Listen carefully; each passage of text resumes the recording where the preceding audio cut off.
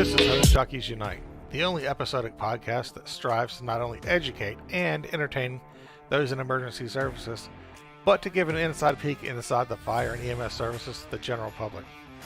We are here to leave a legacy for future generations. And now, here are your hosts, Chris Edwards and Jay Gallagher. Everybody, and welcome to our first live podcast of Hose Jockeys Unite, the Day Room. And I'm Chris Edwards, and this is my co-host, Jay Gallagher. What's up, everybody? How you doing? So, Jay, what's on your mind today? Oh, boy. You know, this past week, well, actually longer than that, it's been 2 weeks, all the tornado outbreaks and everything, and it's just been, a sad sight to see everybody that's been displaced, their homes and lives just uprooted by Mother Nature. And, you know, everyone kind of focuses on, the civilians, but while the civilians are getting help from the fire departments and EMS and law enforcement, they have their own homes that's been, very well could have been affected, destroyed, but yet they're still out there, helping everybody. So big shout out to everyone who's first responder in the areas that have been affected. I agree. So, there was one tornado that was on the ground for like 50 miles. One was on the ground for over 100 miles. I mean, it's just a wild and scary thing to see. It really was, and for it to be in the two deadly tornadoes like that in the course of really 2 weeks, like one a week, to cover so much wide geographic area. Yeah, I believe they said that the last outbreak, which was Friday, there was like over 50 confirmed tornadoes that had touched down. So I think that broke the record. So, but they went all the way from the the Gulf Coast all the way up to Illinois. So I mean, you want to talk about a really uh, wide swath to get hit. I mean, bam. So, but what's on your mind today?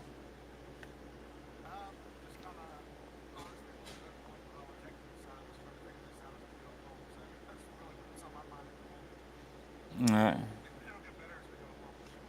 oh yeah, I mean, you got to work out the kinks in the bug somehow. So, but yeah, so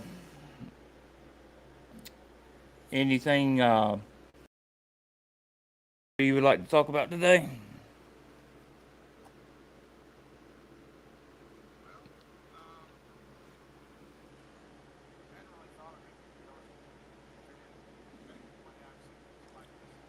Well, there's a couple things that I wanted to touch base on as far as uh, our topic based podcast. We got some folks. We got some really good ones coming up.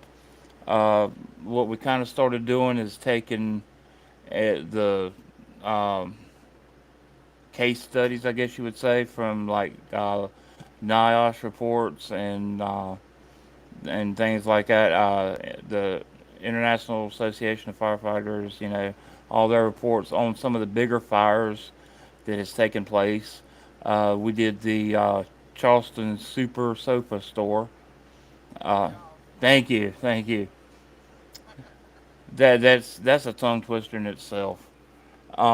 We did that for last month's topic, and uh, the upcoming show is going to be the Station Nightclub fire in Rhode Island.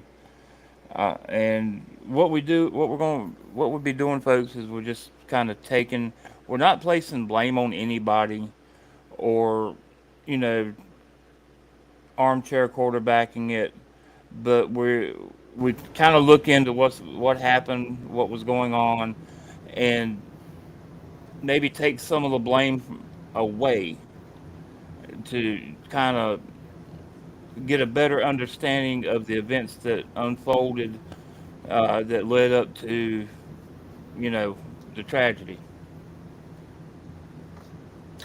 Yeah, and the actual Superstore fire show, I was actually really proud of it as far as the way it turned out. It just um, turned out to be longer than I really wanted it to be, but it was so much information to cover.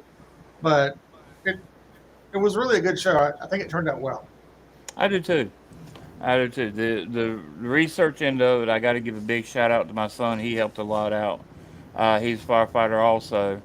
Um, I got to, give him a shout because, like I said, he did help me with some of the research on it, and he's working on. I give him a project for a show, and he's really um, putting putting in the hours for it.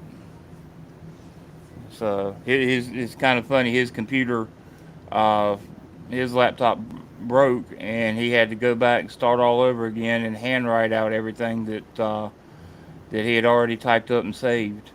And to hear him sitting there mumbling and grumbling about his computer breaking down and having to write it is actually kind of humorous. But he does a really good job with it. So I'm right proud of him. Well, good. So, but yeah, the Charleston Superstore was just, one of them deals where Murphy showed up and everything went to hell in a handbasket, and you know what do you do? Yeah, it was just a lot that went wrong, and a lot went wrong from the start. Exactly, exactly. We I feel like we took some of the blame away from the incident commander, and and it kind of went back towards owner himself for not keeping up with the fire codes, and as far as the sprinklers and whatnot, because like we stated in the show, whenever you have an existing building that's been grandfathered in, whenever you do any kind of a remodel to it or upgrade, you have to bring the whole entire building up to the current fire code. Which, when it was first built, if it didn't have sprinklers and they did the remodel on it and the new law required sprinklers, then you got to bring the whole thing up and put sprinklers in. So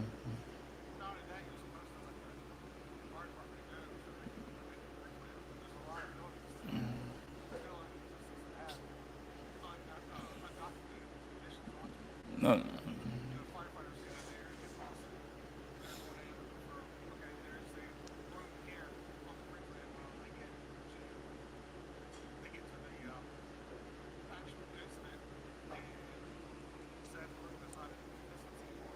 yeah, yeah. Well, when I was living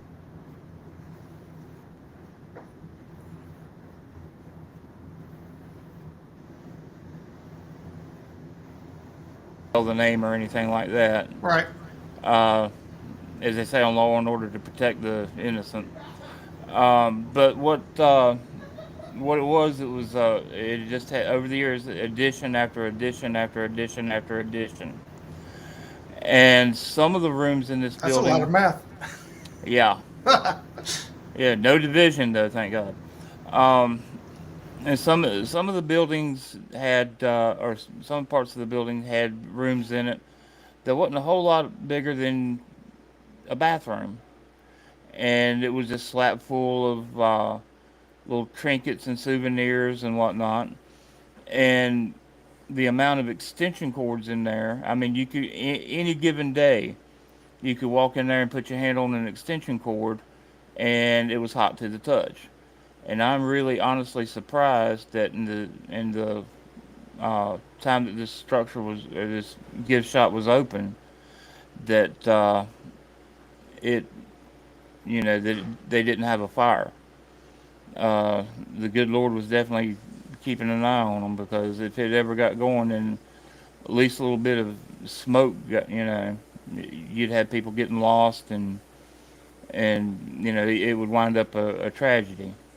And on any given day during the summer, there was probably 300-400 people at this place, and it would just be, it would be chaos and tragic. So it, I'm just, I'm just thankful that nothing ever happened.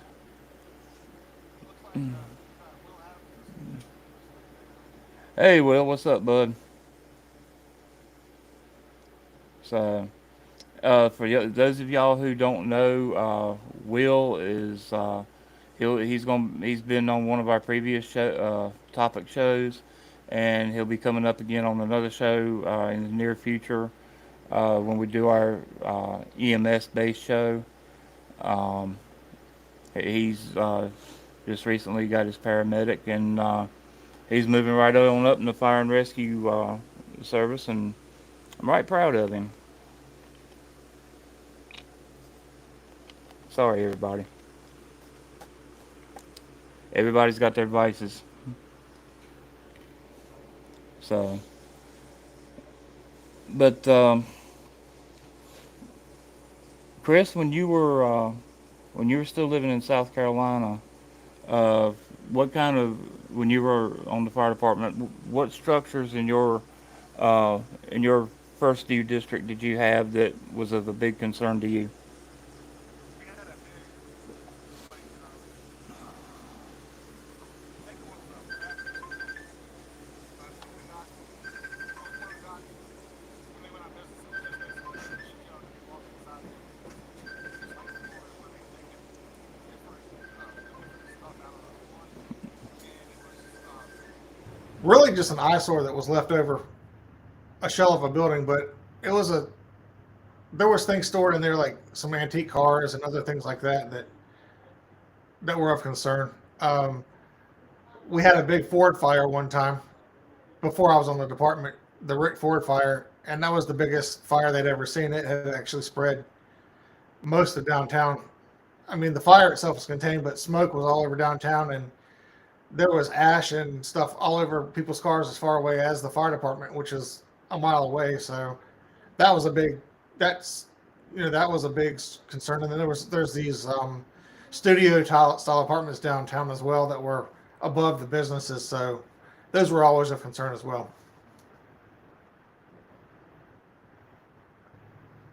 Kind of concerns me is, when the factories like the old hosiery mills and whatnot they closed down. They've started taking and remodeling them and making apartment buildings out of them, which is a fine idea.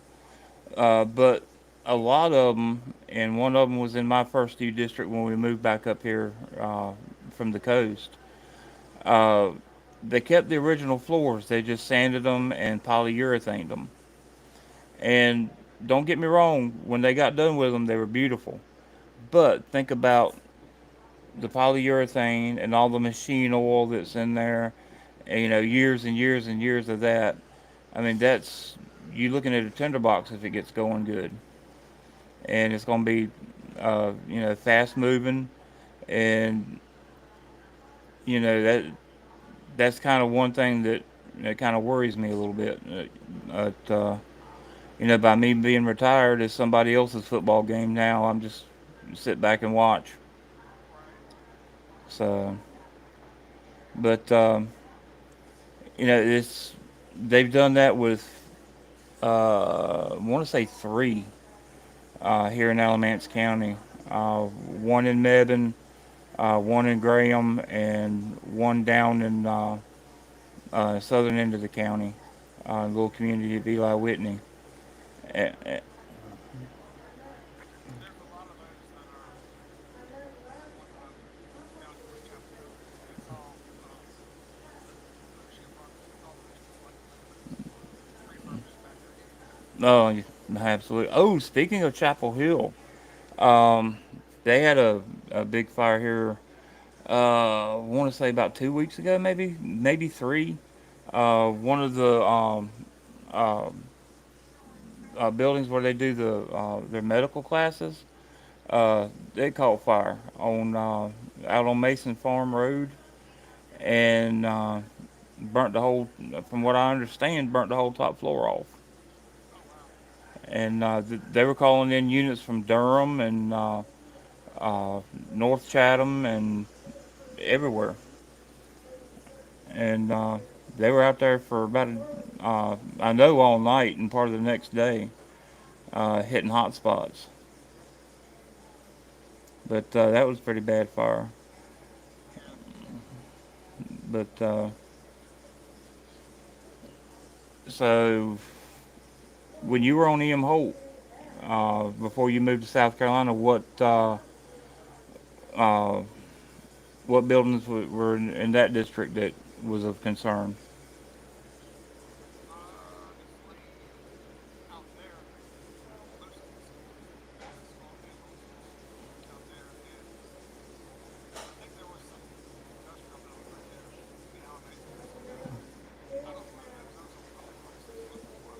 No, I got you.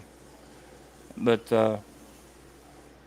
folks, if you're listening in and you have a building in your district that's of concern, we'd like to like to hear about it and see tell us about your department also. Um, we'd love to hear about that. As you can see, I'm representing Gettysburg Truck One today, so um, we were up there uh, be 2 years ago in September, and they give us a tour of the firehouse and the trucks and everything, and I had a pretty good time. What? And I've got my vigilant hose shirt on today. That. So we're representing Emmitsburg and Gettysburg today. Right? So, but yeah, the guys were up there at both Emmitsburg and Gettysburg were really cool. Uh, Emmitsburg Fire Department, we found out that the uh, pipe and drum corps was going to be playing out in front of the station while we were there, and it was still probably what an hour and a half, 2 hours before they were supposed to start. And the duty captain was like, "Yeah, y'all hang out, you know, uh, make yourself at home." And I looked up, and my oldest boy was over there at the gear rack going through gear, and I'm like, "What the hell are you doing?" He says, "If they get a call, I'm going." I said, "No, that's not what he meant when he said make yourself at home." Of course. But uh, buddy, hand me the picture of you and Danny up there on the wall. They let us take pictures of all their equipment and everything, and that's my oldest boy and my youngest boy sitting on the bumper of their platform. And I don't know if y'all can see that real good, if there's a glare or whatnot.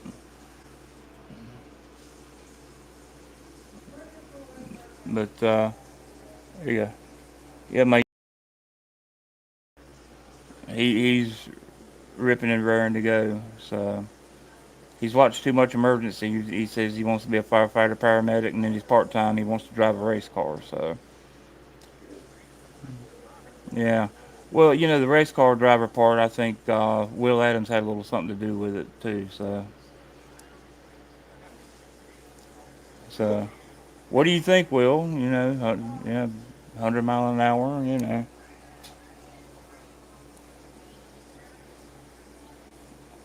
Hand me the picture. Yeah, that one. And to show you how cool the guys were at Gettysburg, I'll show you another picture of my youngest boy. They decked him out. They put a coat and helmet and everything on him, and tell me he ain't got the trucky look. That's a trucky ready to rock and roll. All right, there, boys and girls.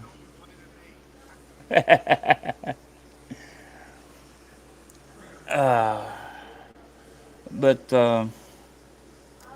yeah, the guys that get up there were very accommodating, And with me being in a wheelchair, they, you know, 'cause I've developed arthritis in my knees and in my hips, and I can't stand or walk very far. And when we're out and moving around a lot, I use a wheelchair. But they were very accommodating for me and my family and Chris, and they really made us feel at home. So shout out to everybody up there.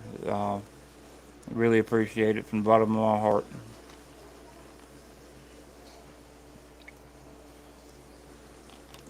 So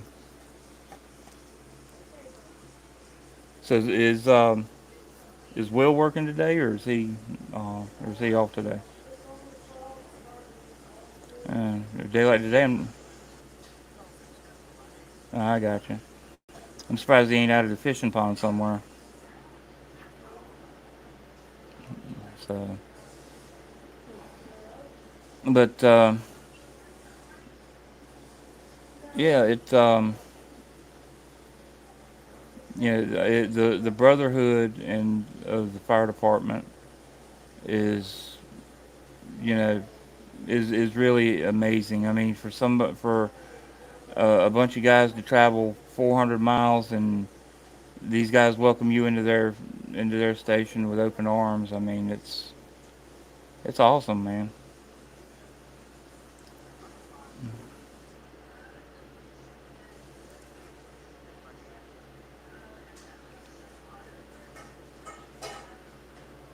But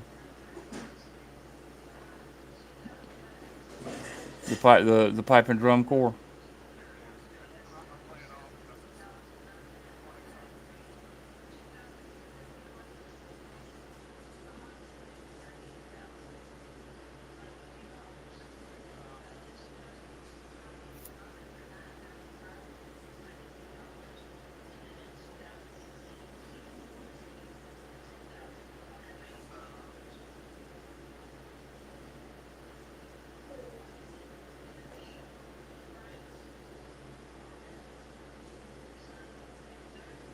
So while you're bringing that up, I'll give everybody a little bit of a backstory on it. This was during the Fallen Firefighters Memorial Weekend, and at the National Fire Academy.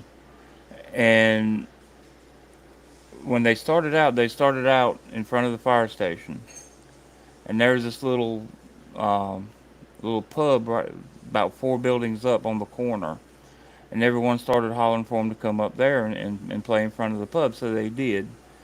And the next thing I know, the police are blocking off the intersection, and these guys and girls are in a big circle in this intersection with the drum major in the middle, and they've taken up the whole road and are playing, and everybody is they're diverting traffic around them. It's kind of like what started out to be practice for the ceremony the following morning turned out to be like a celebration type thing, and I'm sitting there, um, I just recently lost my father, who was 44 years in the fire service, and I'm sitting there, I ain't gonna lie about it, I had, you know, teared up a little bit, just wishing that, he could be there to see that, and because I know he'd have thought that was cool. Here you go.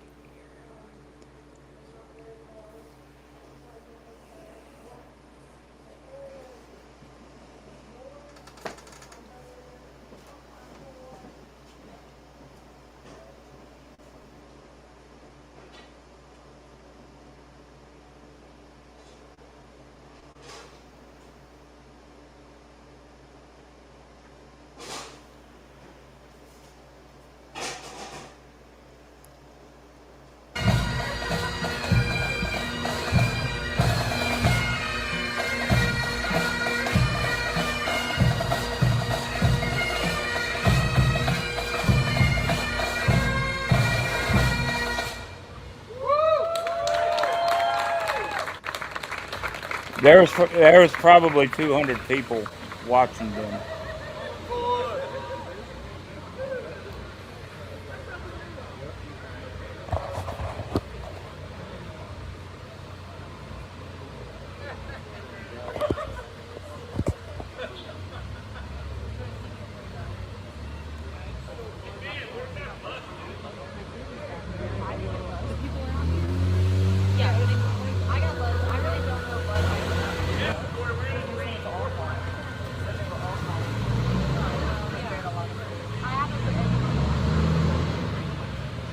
But this video is actually on our YouTube channel as well. You can find the whole 20-minute video on the YouTube channel.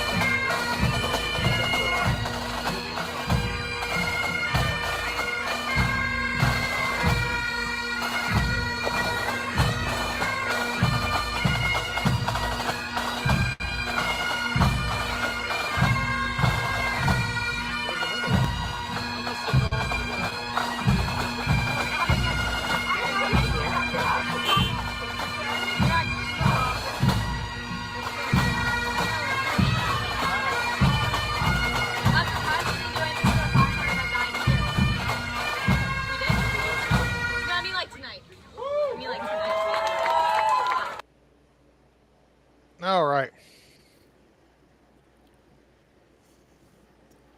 That was just awesome to experience, being there and seeing that, and it's kind of funny, all those people seem to have come from out of nowhere to listen to them, and I know that all those people wasn't in that little pub. No, it's like there was several at the pub, and then they came down there, and it just as soon as they started playing, it gathered a crowd. Yeah.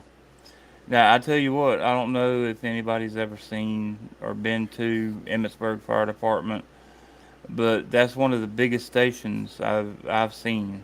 Um, Help me remember, Chris. It was ladder truck, heavy rescue, Yep. two ambulances, This- uh, And a brush two, truck. yeah, and two engines. It was three, wasn't it? I I don't thought I don't remember for it sure. was it. It was either two or three engines, Yeah, and it's like I said, it was one of the biggest stations I've ever been in. Plus, they had the Chiefs buggy in there, and um, I think they had a reserve ambulance also. probably. And to me, Emmitsburg was a whole lot more accommodating than Gettysburg was. Gettysburg was like, oh yay, more tourists kind of attitude. Yeah, but I mean, they showed us around and all that, but it was like as far as the attitude, Emmitsburg seemed to be like. a little bit more friendly towards people. Yeah, especially the one guy that kind of give us the lowdown on on their computerized engines versus the Yeah, old, back there in my time, the hand throttle. right. So, I mean, he was, I can't remember what his name was, but he was really cool.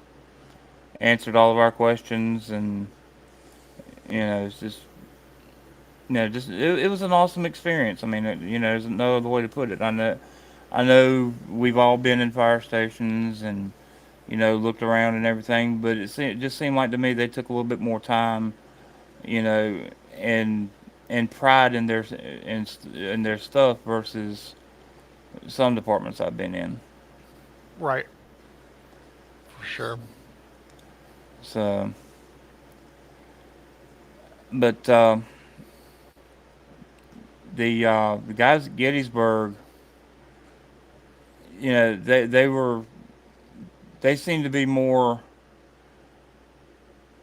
accommodating towards Danny and showing him around, Yeah, but overall, yeah, but to towards me and you, it's like, well, they're firemen, they know what this does. yeah. Well, sometimes y'all have equipment that we don't use down here in the South, and we would, maybe we'd like to learn about it, like, you know, and they have different names for it also. Like for instance, I watch Getting Salty podcast every once in a while, and I watch a lot of the fire videos from up there because there's a guy that follows them around on all the big fires and videos it and puts it on YouTube. And they call what they call a multiversal is what we call a deck gun. Huh. Never knew that. Eh, Now, I mean, it's just different terminology for different places, and it's not a mandatory thing that we know it, but it's kind of interesting to like out in California, if you ask for a tanker, you're gonna get an airplane. To where here, if we ask for a tanker, we get a truck. If you, it, yeah, there's water tender, and I mean, it's just different. Like I said, different terminology for different places. It's kind of neat to know, and you know, that's just my 2 cents on it anyway. So, out of that whole weekend, what got as far as the memorials and everything? What I know we toured the battlefield and all like that while we were up there, but as far as the memorial was concerned and everything that we did, fire service related, what got you the most? Probably, I really like the challenge coin that I got from it. To be honest with you, it was kind of an ordeal to get the challenge coin, and I really actually liked the museum we went to. Little old dinky place, had small little building, but it had so much older history stuff in it, fire history. Yeah, that was right across the street from the academy. Yeah, They even had they're very rare to see nowadays, but they had a Ahern's fox in there, and in my whole entire 52 years up until that day, I'd only seen one in person. But to be able to see that and actually be able to touch it, and they let my boys get up in the driver's seat and everything, and that was, to me, that was really cool. It was just getting to see that old piece of apparatus, and to look at it and then think about what's sitting in the bays of the fire departments today. You know, back when it was built, that was state of the art. I mean, that was the best you could get. And, and to look at what we have now, it's like, wow, look how far we've come. And I mean, back in the to give you another example of that, back in the day, it was required. Now, this is gonna sound funny. It was required for firemen to have a beard because what they would do before you went into the building, you would take the end of your beard and dunk it in water, fold it up and put it in your mouth, and you would breathe through your mouth, and your beard would be what filtered the smoke. Exactly. If I was to walk into a department with this thing right now, they'd have a stroke. But it's just another example of how far we've come. Uh, Back in the day, the helmets were some were leather, and then they started making them out of pot metal. Just real flimsy little thin metal. And my dad's first helmet was made of that, and it and you see their turnout gear consisted of that helmet and a pair of boots, and you went in, with your you know shirt and the regular shirt and pants and put the fire out. Nowadays, yeah, that's a good looking old piece right there.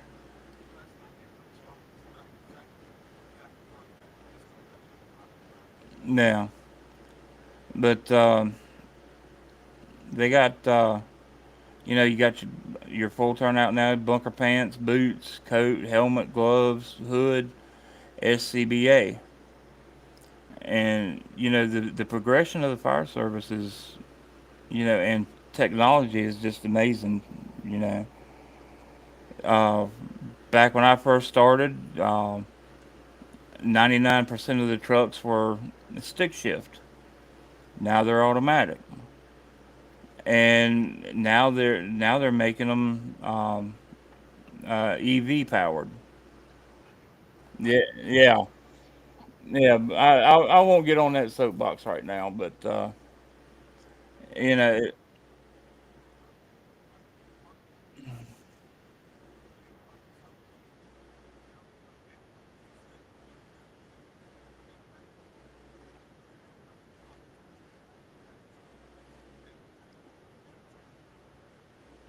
I got you.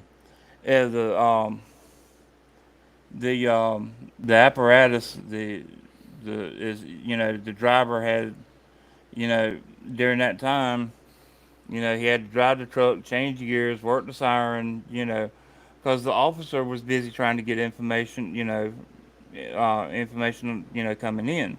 Yeah. So all of that was left up to the driver, and and since the trucks have started being automatic, you don't see as many apparatus related accidents as you did back when the days of the stick shift. And it's you know safety, yeah. I'll go with that. It's and somebody stole my idea when I was in when I was getting my degree. I had to take a course and a writing course of all things. What that was going to do for my fire department degree, I don't know, but I took it. So for our final assignment, essay, whatever you want to call it, we had to write a paper on something uh, that we would like to see in the future. And I wrote my paper on the use of laptop computers in fire apparatus and how they could integrate a mouse into the armrest of the captain's seat. And I mean, we even got it down to the point where, you know, after that, maybe the officer side would have like a heads up display on the windshield to where he could only see it, to where if the driver had to look, you know, to the right, he wouldn't see it. And give him all the hydrant layout, building layout, GPMs at the hydrant supplies, any hazmat stored, Right. the whole lowdown. Well, And and I submitted it, and I got I got an A on it, but it wasn't. But about a year or so out after that, laptops started showing up in fire apparatus. with the same deal, minus the mouse and the armrest and the heads up display, but laptops were showing up in the in the fire service. Yeah, Oh, now it's all moved to tablets and iPads. yeah, Laptops, other than EMS, laptops and fire trucks are kind of a thing of the past. yeah.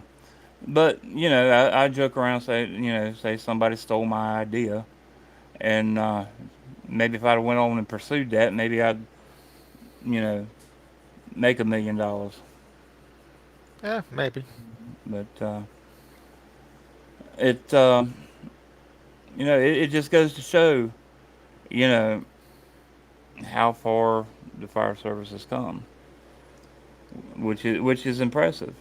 As Oh yeah, long as long as your department rolls with the times and stays up to date and don't fall behind and get stuck in that T word.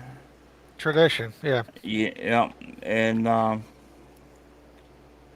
you know, tradition is tradition. good, but overkill on tradition is Yeah, not good. yeah. Like having 2.5 and 3 inch hose for your supply line when there's 5 and 6 inch hose available. Right? So, and I mean, for low budget departments to have safer grants. I mean, come on, folks. Apply for these grants and roll with the times. It's nothing to be ashamed about. Yeah, there's all kind of grants available. Just have to find somebody who can write a grant, which given it's not an easy thing to do because it's got to be in a specific format and done that this way and that way, and you really have to know how to write a grant. But you can get grants if through the government through Homeland Security actually. Yeah, So there's really not too much excuse not to have to be somewhat up to date. yeah. I mean, after 9/11, Homeland Security grants, if you could prove that you're going to use it to fight fire with, you could request 500 water guns and you'd get it. I mean, it's that easy. I mean, I know, like you said, the actual writing of the grant part is kind of a challenge and confusing, but they even have classes for grant writing. Oh yeah. So it, but just it just amazes me. Well, we can't really blame. It wouldn't be right to blame for not knowing about these grants because some rural departments, you know, might not know. One of these departments that their station is a pole barn, and they're still using the old cotton duck turnout gear. That are hand me downs, and everything they get's a hand me down because their budget is so low that they can't afford it. Any better.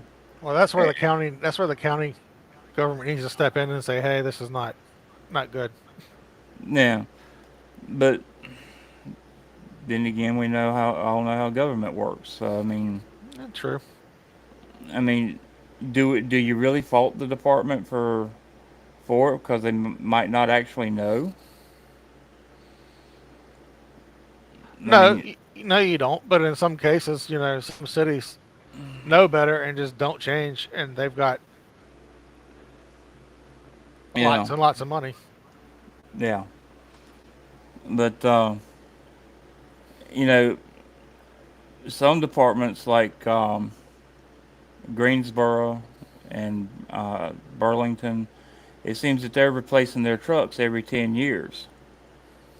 Uh, but it used, I don't know if it still is or not, so don't hold me to it because remember, I'm the old salty retired fart here.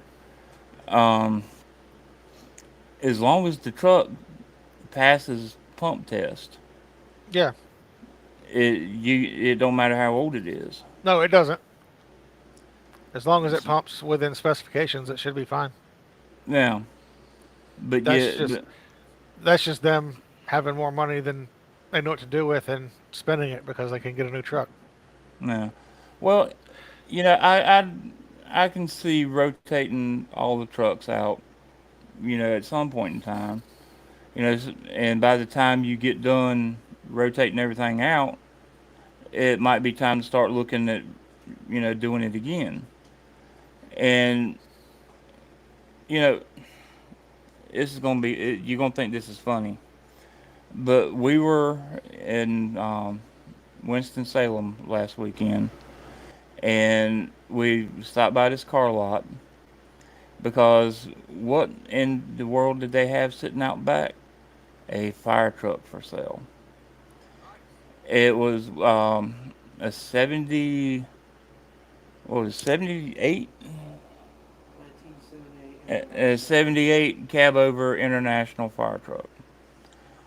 And they were, wasn't a bad price on it. It was, they wanted $16,000 for it. Everything worked. Come with hose, ladders. Only thing you'd have to do is get the pump recertified. And all that takes is a pump test.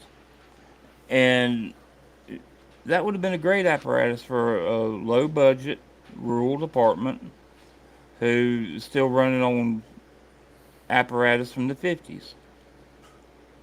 And they're sitting there, you know, selling it for 16 grand. And I'm like, well, why don't you try to find a rural department and donate it to them? Really, they make more on a tax break than they would selling it straight out. Exactly. But the guy said, well, we really don't try to sell it because it's our parade piece. Now, what's a car lot going to do with a fire truck in the parade when it could be put to better use? Well, I mean, time. Pittsburgh has a brewery that has a fire truck as their part of their business, so why not? Yeah, I mean I mean the thing fired right up. I mean, it didn't even turn over 3 times, and it fired right up. It's a had a Detroit diesel in it, Of course. and it sounded great. No valve train noise. I mean, it was like it was just you know come off the assembly line, and low mileage. I mean, it only had 68,000 miles on it, and I'm sitting there thinking, God, give this to a smaller rural department, donate it, you know. But I might as well have been talking to the brick wall. Oh, of So, course. but the only thing about it that might throw some people off is it was stick shift. But it was a little 5 speed, but it kind of reminds me of that thing I seen on Facebook. If we went back to cursive writing and stick shift, we'd cripple a whole generation. So, So, n- so what's exciting on the front down there where you're at? just work, Copy that. snatching grannies, and that kind of thing. Yeah. Did do a standby on a pretty cool structure fire the other morning. That was a good way to wake up and end a shift. Get up and go to a structure fire. Watch other people work. Yeah. That always works. But you know, I know there's that little bit in there in you that was like, man, I wish I could grab a nozzle and go. Oh yeah, exactly. But anything? You got any funny stories? Oh, you sent me a message the other day that said one of your bases was haunted. Tell me about that.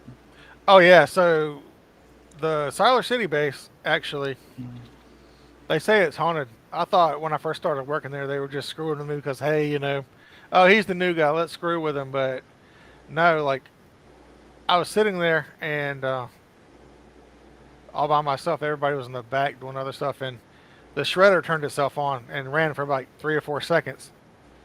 And so I looked up and I said, the person's name. I said, you know, knock it off. And about 2 seconds later, the shredder came on again and ran for about 5 or 6 seconds this time. So I got up and walked out to the bay and was like, "Hey, what's up?" But I thought, when I first started there, that they were screwing me because I'm the new guy. But it's definitely. And then one night we heard a sound like an explosion, and there was like six of us in the base at the time, and it sounded like somebody was shooting in the windows, and we all got up, walked out, and nobody had shot at the base or anything like that. It just right near where the printer was, it just sounded like somebody like something was just had just blown up, like this really loud bang. Wow.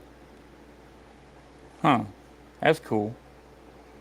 Maybe get some kind of ghost investigation team in there and see what's up. That and they say the one at Golston's haunted too, but I don't know. I didn't see anything when I was at Golston last time. Yeah. But that's wild. That's wild. Well, let me ask you this: what's the most funniest thing you've seen so far in your fire and EMS career? Mm, probably,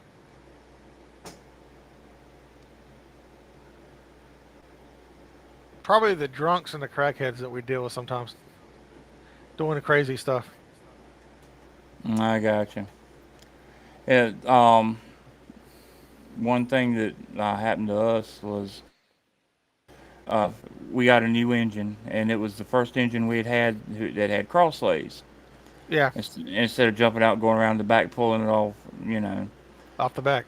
Yeah, and my dad was riding captain. I was behind the driver, and when we turned the corner, we could see the glow from the fire. I mean, it was a single wide mobile home, and when we pulled up, it was rocking. And Pop told me to pull a pre-connect, and when I opened the door, I just swung around on the. I was standing on the sideboard right there by the pump panel, and I went to pull the pre-connect, and I pulled it down, and it went right back up. And I pulled it again, and it went right back up. And I'm like, all right, goddamn it, this thing's going this time. And I pulled with everything that I had, and about that time, I heard Pop on the other side holler, "The hell with it!"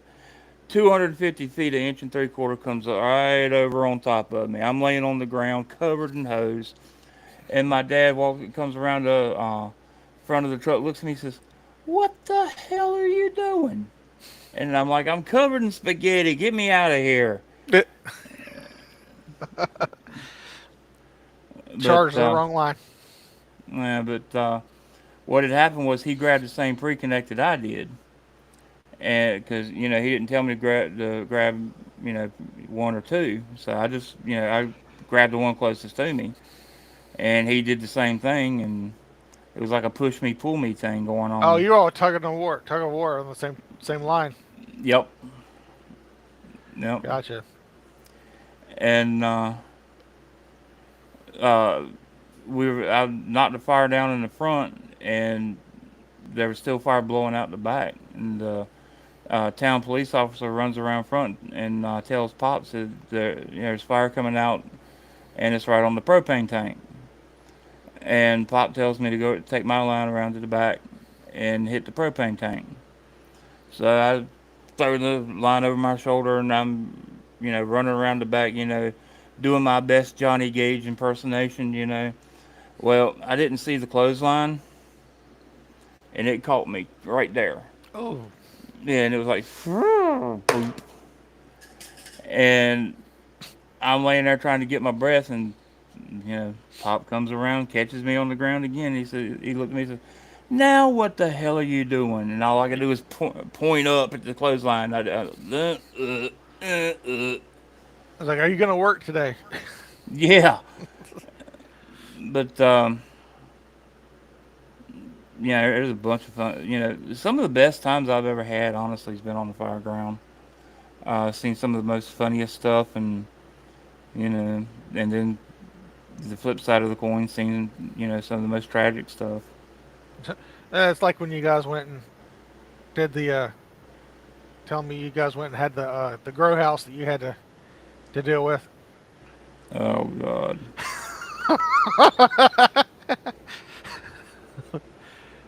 400 sausage biscuits. Yep. And the fire chief had one in each knuckle, and he would, it was, and Buddy, he was, we give him the fire scene tape, told him to tape off the scene, and he's, tied it off to the tree in the front, and he's walking around and all of a sudden I hear, whoa! And I look up, and here comes the roll of tape over the roof of the house, hits the ground, and rolls and falls, stops and falls over on right there at my feet and the chief's feet. And Chief looked at me and said, "He's your son." I looked back at him and said, "He's your rookie." But yeah, when we got there, I was safety officer at the time, and I'm parking my truck, and I told Buddy, I said, "What in the name of God is everybody doing in the smoke without an air pack on?" And then I opened the door and smelt the smoke, and I'm like, That's what they're doing. mm-hmm. So much for random mandatory drug testing, right? Yeah, so much for that. But the bless his heart, the fire marshal was the funniest. He was toasted, and he was standing there just looking at the fire truck, watching the lights blink. And I walked up to him and said, "Hey, bud, you all right?" He said, "Yeah, I'm just looking at the lights. It reminds me of Christmas." And he was just kind of like out there. But this is the same fire I was telling you about that my cousin he had our newest. He was driving our newest truck. Had FM stereo in it, and when he checked en route, you could hear in the background "Highway to Hell" playing. Oh, that was at Whitney? Yep. I thought that was at when you were down at the coast. Okay. I thought that Mm-mm. happened when you're down there. Oh, okay. So, yeah, one of the funniest things that ever happened, I was on a fire, was we had a guy that was a know-it-all firefighter. Um, Nobody was better than him, and he was God's gift to the fire service, and you know this, that, and the other. If you don't do it like him, you're not doing it right.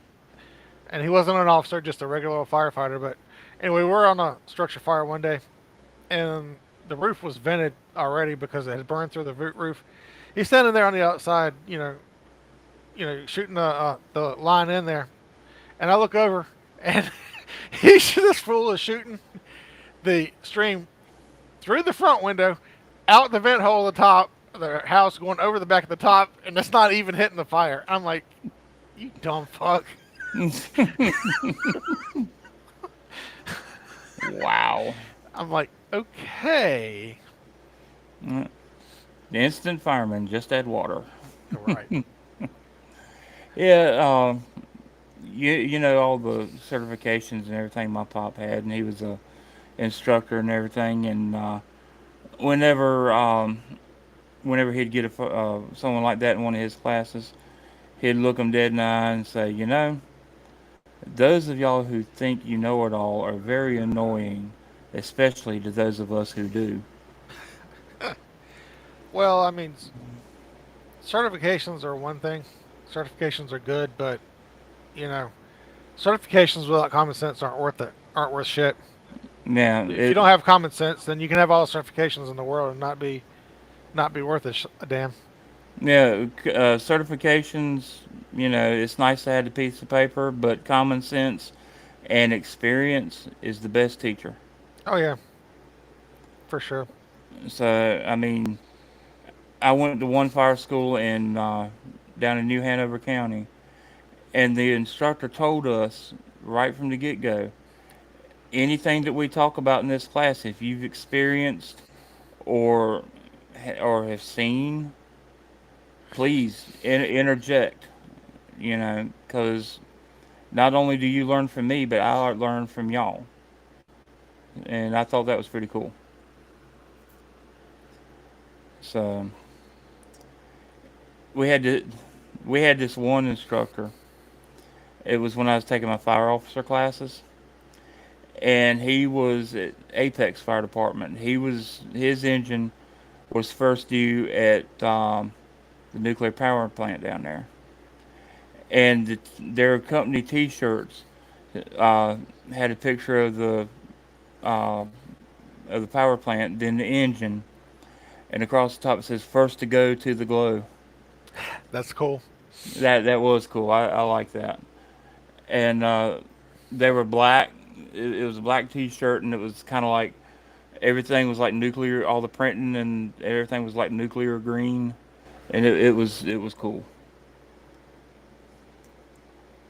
But you know, in all honesty, now that I sit here and think about it, the classes that you've taken for your certifications, excuse me, you had it easier than I did.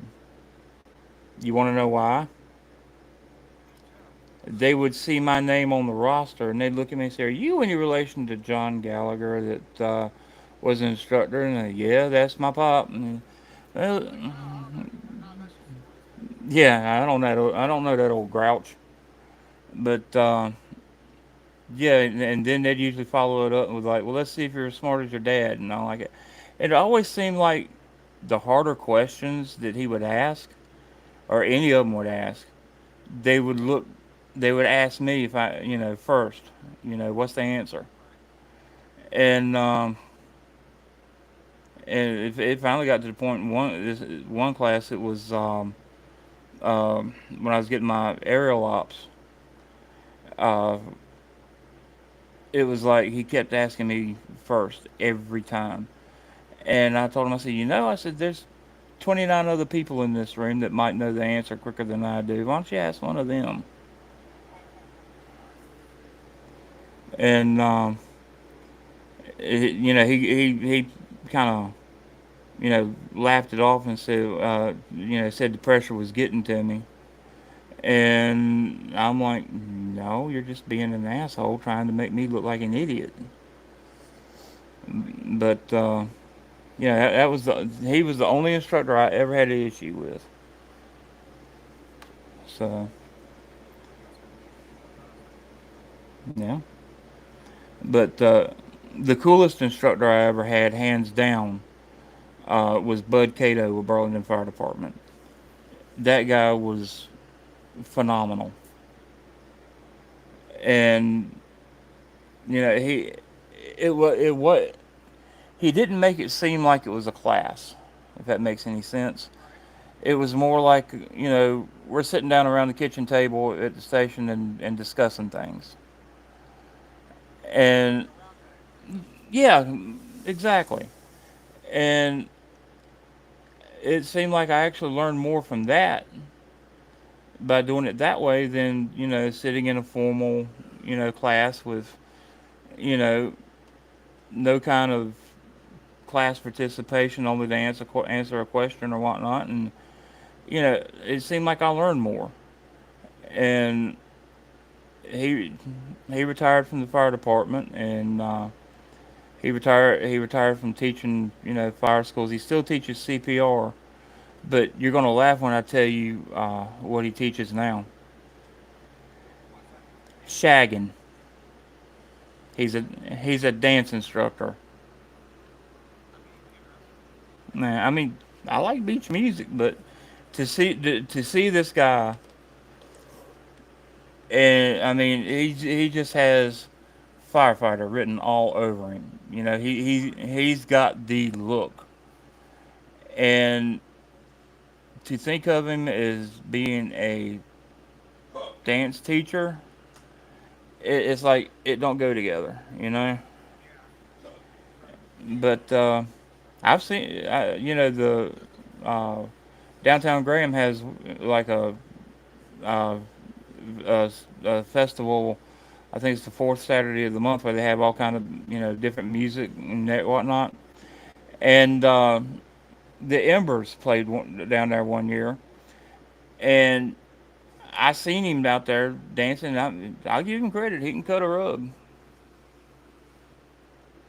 But it was just funny to me seeing seeing this guy, knowing what his experience, knowing what he's done, and you know not him doing the dance thing. So that was kind of funny. So, but anyway, Chris, it seems like I've kind of hogged the show here. I mean, anything you want to talk about, or I didn't mean to do that. No, actually, it was good you did that because it gave me a chance to focus on the backside of stuff, figure some stuff out. Oh, okay. Will, you still listening? You got anything you want to interject here? Be nice. Three listeners. I don't know who else on. Well, that's cool. Welcome everybody. So this is our monthly live show for Hose Jockeys Unite, the day room after hours. Even though it's 3 o'clock in the afternoon, it's and usually we don't have free time at the fire department till after 5. But hey, I'm retired. I can do what I want. So, Well, it's a little rough with this time, but it's our very first show, so hopefully it will smooth out. oh, it will. It will. I've got the technological god as my partner. So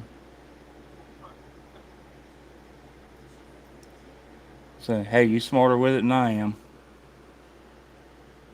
I'm still learning, trying to get dial up figured out. Well, I don't know if I would admit that or not. Hey, I admit it. When it comes to technology, I'm a dinosaur. Yeah, And somebody told me one time that I was a fire and rescue dinosaur. And I was telling you about it because it you know, kind of made me feel bad. And you told me, said, hey, look at it this way: you might be a dinosaur, but the information still saves somebody's life. true. So But yeah, this show is actually it's unscripted. We just pop in here, do it live, and do whatever comes to mind. We actually encourage listener slash viewer participation to help us with topics that they might dis- want to have us discuss as we go along. So yeah, that's kind of how the format of the show works. yeah, we're kind of trying, sort of pulling this out of our backside today, and we're kind of hoping some of the comments that you leave or suggestions, as long as they're nice and not perverted, will um, you know kind of guide which way the live show goes. So basically, this show, you guys are writing the script, and we're just adding to it. Right. It's whereas the other show, the Host Jockeys Unite podcast, which is audio only, is researched, scripted, and delivered and put together. Yep. And we even have a blooper reel. Um, so that's kind of our yearly Christmas present, so to speak, to everybody, so you can hear all of our screw ups and everything. Yeah. And the last one was, I think the best one was when Buddy stepped on my foot and it felt like a damn dump truck running over my foot. So, but I ain't gonna lie to you. Uh, my son Buddy, he's a big old boy. He's about stand still, buddy. He's about 6'2", and he's lost some weight, and he's down to about uh, I want to say about 380, and he's been on a diet, thank God. Um, I told him if I can do it, he can do it. So he's trying. So y'all keep his fingers crossed, and if you have him on your Facebook page or whatnot, send him some words of encouragement, and I'd appreciate it. But he's taking a step back from the fire department, and till he loses some weight, and I feel safer with him, going in and fighting fire again. Because at the size that he was at, it would have took 4 or 5 people to get him out if something happened. So A RIT team times two. yeah, rip team times two. Uh, Plus the fast truck.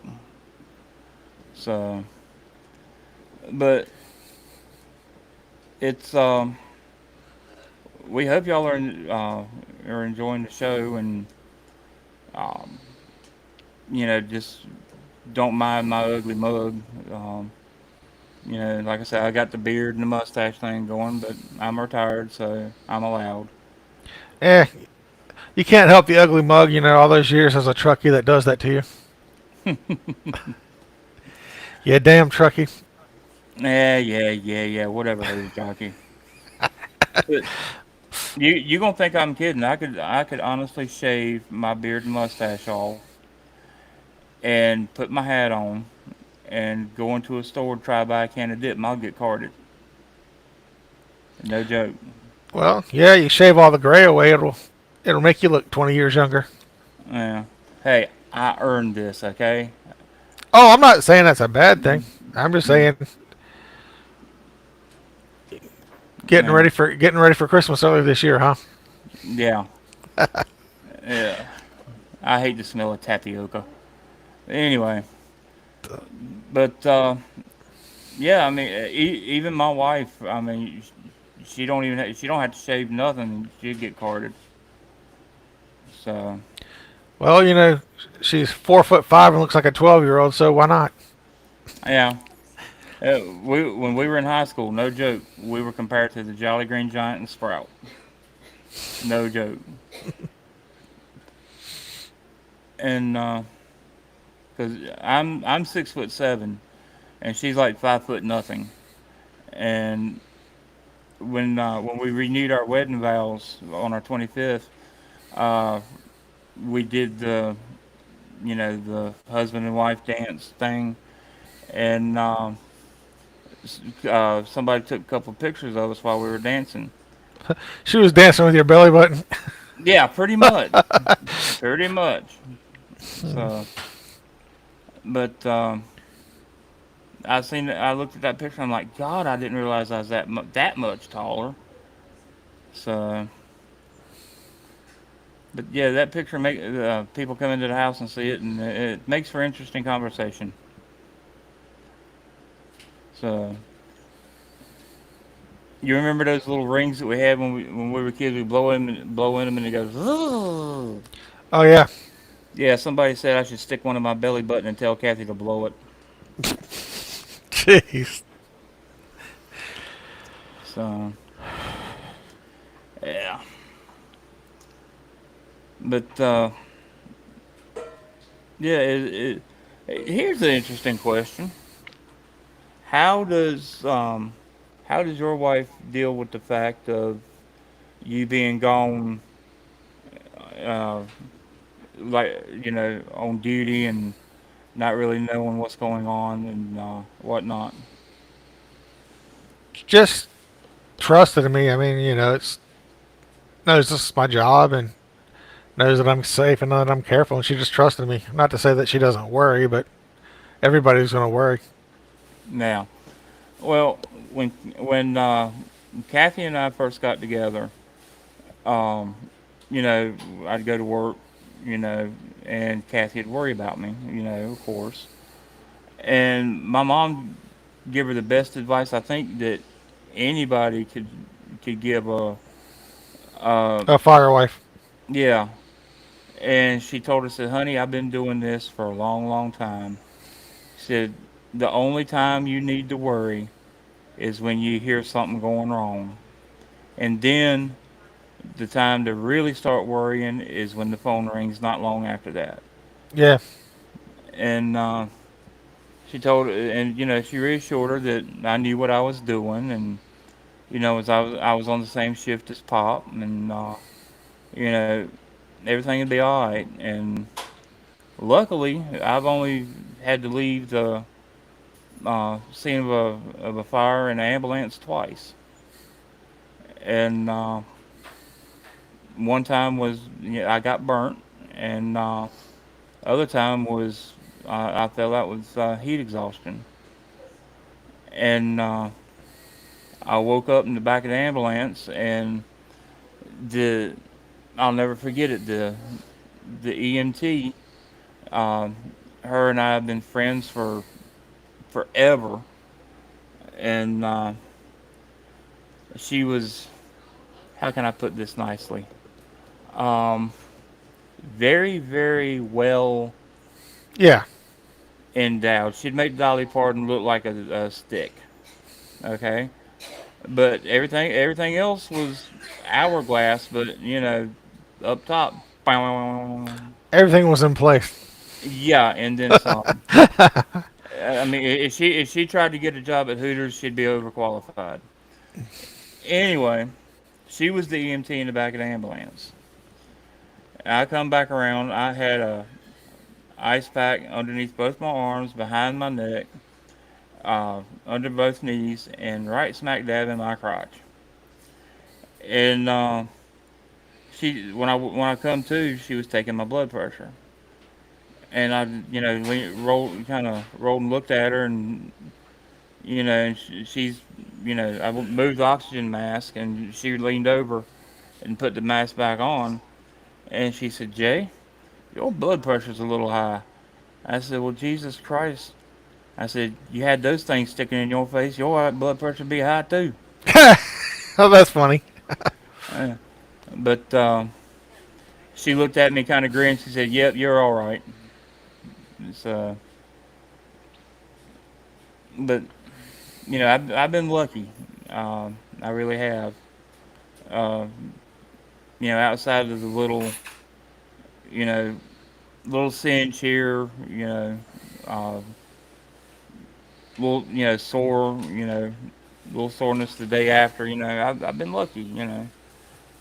No, Yeah. no, just twice, and Well, you talk about how fast everything evolves. Going from the steel to the carbon fiber SCBA bottles was like huge.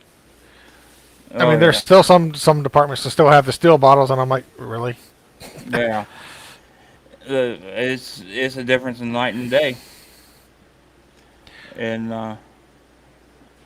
the I was brought up with Scott Airpack, Right. and that's all I had ever used up until we moved back up here from the coast. And the department up here that I was on had MSAs, and we had our after our first fire, um, I'd come out of the structure, and just out of habit, I was trying to twist the regulator off to where you push the button, it popped forward and slid up this little track looking thing. And I'm sitting there trying to get the regulator twisted off, and my low air alarm is going off, and I'm low on air, which all I had to do is pull my helmet off and take the mask off. But I'm trying to get that regulator on, and I'm cussing and a fussing, and uh, the assistant chief walks by and says, "You having problems?" I said, "Yeah, I can get this regulator off." And he pops it up, hits that button, pops it out and up, and he looks at me, and says, "Scott boy," and I'm like, kiss my ass. But anyway, But just out of habit, trying to twist that thing. Right. But Well, it's like the department I got that I was actually on as a paid firefighter was they had the how to talk this, but they had the new style frames and they had the hot swap bottle, so you didn't have to sit there and screw it, mess with that screw. You could just like clip it in. mm-hmm. I really love those new packs. The packs themselves are more lightweight Yeah. and comfortable to wear. Yeah. And changing the bottle was so much easier because no matter how good you were, you couldn't get those threads to line up on the regulator. No, God, no. But how many bottles were y'all allowed to go through before you was sent to rehab? Two. How many? Two. Yeah, that's like we were. Two bottles and you're going to rehab, and it's kind of funny on really really cold days. It always seemed your bottle always seemed to last longer because you're inside where it's nice and warm, and then during the summer it was like you're in and you're out. Because it was always kind of fun. We used to joke that it was the everybody wanting to stay inside and they're not breathing. You know, and Well, in the summer you're working harder because you got all that extra gear on and you're sweating anyway. yeah, and So you're yeah, working harder to breathe. exactly. And also, I don't know if you've ever noticed it or not, but on a hot day when you breathe in from an air pack, it's like you're getting hit with air conditioning. I don't know if you've ever noticed that or not. Well, Souther says the new MSA GTs are awesome. Uh, G2s, I hadn't seen those. Southern, what's the difference in uh, the new ones versus the older ones that we started out with the MSAs? I don't know. I couldn't tell you. Nah. I don't, Southern, if you want to sit, if he wants to post another yeah, comment, let us know. yeah, because I've never seen one, but then again, I've been out since uh 2015, 2016, right around there. So I mean, when I went out, they still had the hand throttle on the pumps. Now they're computerized. I mean, it just show you how much things have changed since what in just a few years. So, but yeah, so I'd like to know if you don't mind, sir. Let's see, Adam's still on with us. I don't think so. Okay, I didn't know what kind of air packs his department used. I don't know. I mean, I've seen them, but I haven't really paid much attention to them. Yeah, but yeah, I know. I don't know who the Steppens dealer is for this area, but I guarantee you that man has made some money in the past few years because it seems like every department, Graham, Burlington, AO, Elon, um, just about every department has a new Steppens now, Yeah. and sales commission off all of those, he's rolling. Oh, no doubt. No doubt whatsoever. So I don't know if y'all can still see me. I'm just leaning back for a minute. You blended in the shadows. So, Boo. But yeah, the Graham used to have LaFrance and They went to they had one KME, and now they're all Oh, they had a Kmart engine. yeah, they had a Kmart engine, and it it went to they went all Steppens now. Burlington was all E1, and now they're all and well, I take it back. Their engines were E1, and their ladder truck at the time was a KME, and now they're all Steppens, and uh, Slepsonville they're all pretty much all Pierce, and Graham has just ordered a new ladder truck, and it's supposed to be a Pierce. Oh, okay. So, Well, Pierce's you either like them or you hate them. That's yeah, kind of. I think that's kind of the consensus that I get from people. yeah. Well, I guess it's all in the matter of what you learn on. Yeah. Like me, I learned on the France, and then we went to E1 for a little bit, and right before we moved back, we went to Pierce, and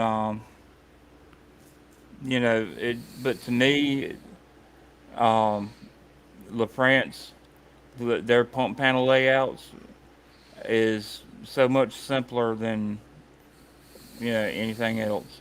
Right. But then again, that's what I learned on. So you know, but you know, my dad used to say you can pump one truck, you can pump them all, which is the truth. But Well, the principles are all the same anyway. now you just got to know which lever to pull and whatnot. And then again, it goes back to the different terminologies we were talking about earlier. Yeah. Even on the pump panels, um, the way how everything's identified with the little tags. Like pre-connect one, pre-connect two, discharge, blah blah blah blah blah. Even that's some of that's different. Yeah. Just have to know your equipment. Now So.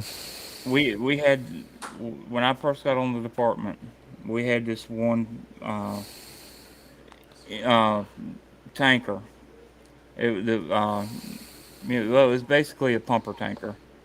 Um, that thing was the ugliest thing I think I've ever seen, and slow as a damn rowboat. And we had a fire at Andy Griffith's house.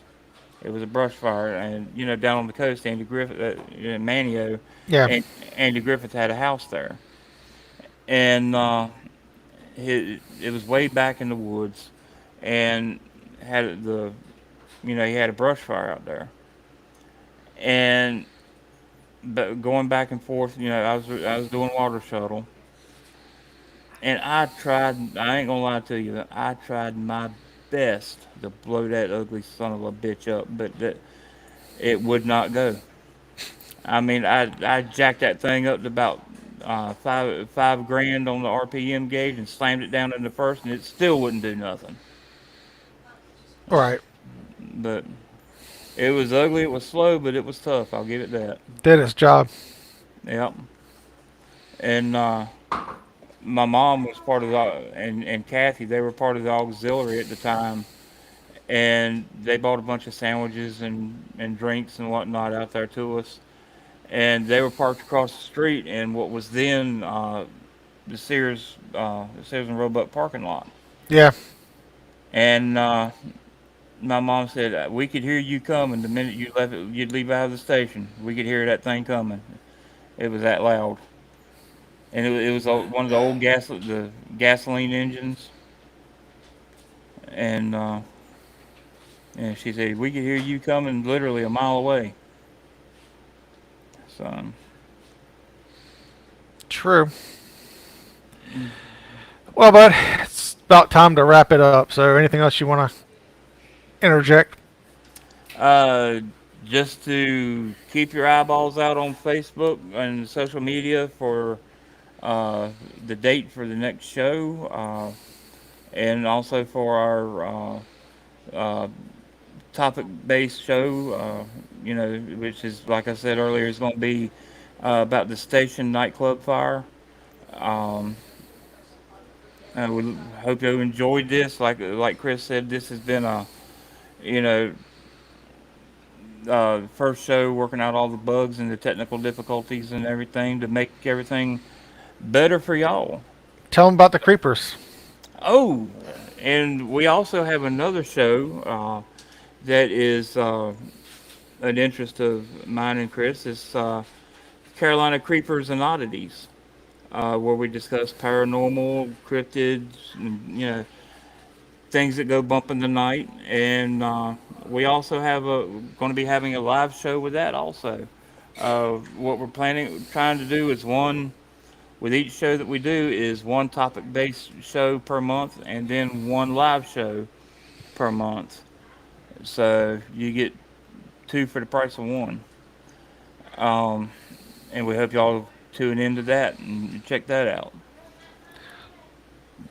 So uh, we've hoped you and y'all have enjoyed this BS session, and uh, Chris, you got anything you'd like to add?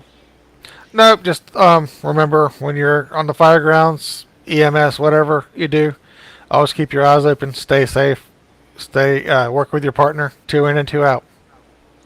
Stay low and go. And if you see, and folks, if you are not affiliated with fire and EMS, but or a buff, which is fine, you listen to our shows also. Um, you're more than welcome to excuse me, tune into both shows. But please, please, please, if you see a fire truck or an ambulance coming up behind you or law enforcement, pull to the right. Don't stop in the middle of the road. Pull as soon and as safely as you can. Pull all the way to the right. Let these guys by, because the person that they're responding to might be somebody you love. Oh, and also make sure you hit us up on Facebook. Give us some ideas for content, either for the scripted show or for the live show. The Facebook page is listed everywhere, and you can send us a message or you can email us at firefighter274@outlook.com. Exactly. And with that, ladies and gentlemen, we'll call it that. So, Chris, as always,